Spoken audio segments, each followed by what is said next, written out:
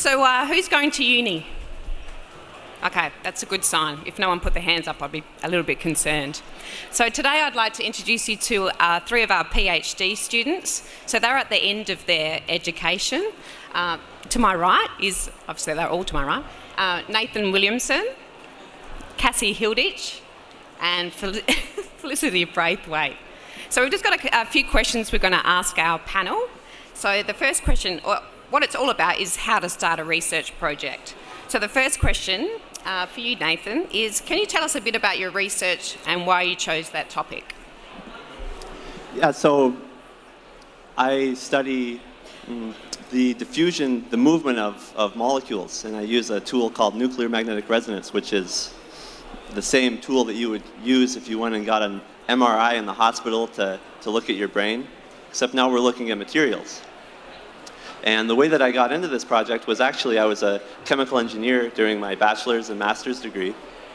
And I found out that I was really interested in learning and asking questions and discovering things about the world around me. And so that put me into, I realized, wow, I have this passion and I can get paid to do research. So here I am. And now in particular with my research project, I'm looking at, like I said, the diffusion of molecules in materials, and how can we as experimenters, as people who are collecting the data, how can we represent our data better? And so that comes into statistics and mathematics, so that's a major focus of my project as well. Okay, great. Thank you, Nathan. Over to Cassie.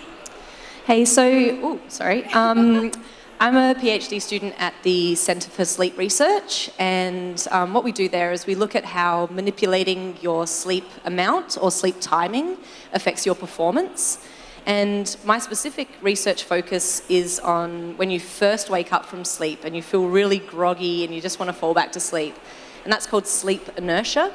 And I'm looking at that topic from the perspective of emergency service workers who have to work on call and sort of get the call while they're asleep and have to perform immediately doing safety critical tasks. And this research topic sort of came into this because I worked for a fatigue risk management company for 5 years in the UK. And we worked with emergency service teams and pilots in commercial aviation who nap during the flight. So I was really interested in how we can minimise the performance impairment when you first wake. So how can we get people to be performing at their best as quickly as possible after they wake up, because it's a really important safety issue. Great. Thank you, Cassie. Over to Felicity. Hi, everyone. So what I'm looking at is called dry needling, which is quite similar to acupuncture. I use the same needles and things, but it's guided by more Western medicine principles than ancient Chinese medicine. So the reason I'm interested in it is because I'm a physiotherapist and it's used quite commonly in that area. And so I obviously have an interest in the human body, pain management and health as well.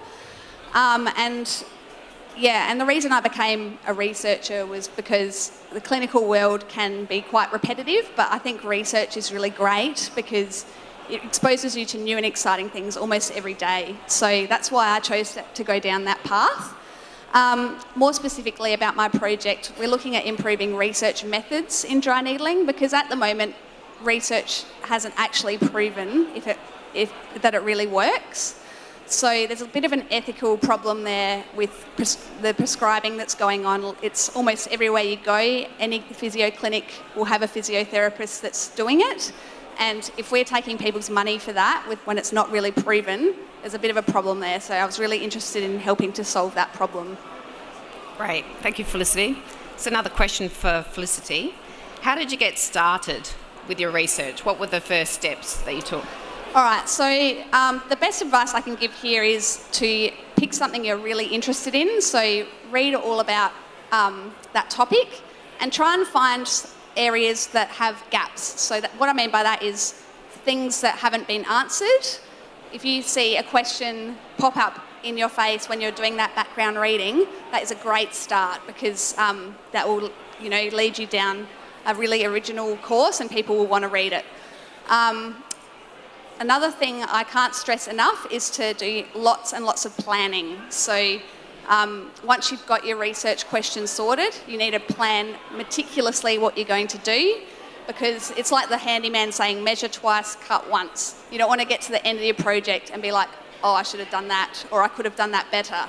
So make sure you do that, make sure it's feasible, so that means realistic. So within your time constraints and your resources as well, make sure you've got the equipment that you need and or the funding that you need to get that equipment.